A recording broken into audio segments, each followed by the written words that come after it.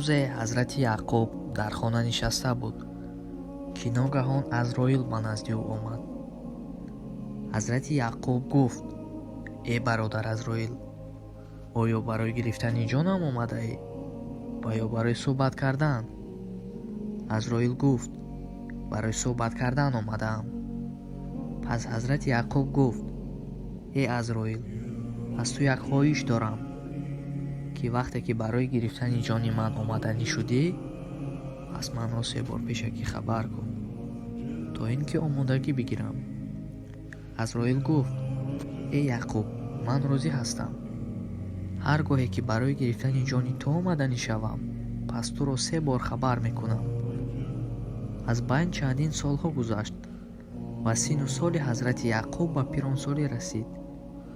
ва як рӯзи дигаре Азроил барои гирифтани ҷони ҳазрати Яъқуб омад. Азроил гуфт: «Э Яъқуб, барои гирифтани ҷони ту омадаам». Яъқуб гуфт: «Э Азроил, ту ба ман ваъда дода будӣ ки пеш аз гирифтани ҷон 3 маротиба туро огоҳ мекунам. пас чаро огоҳам накардӣ?»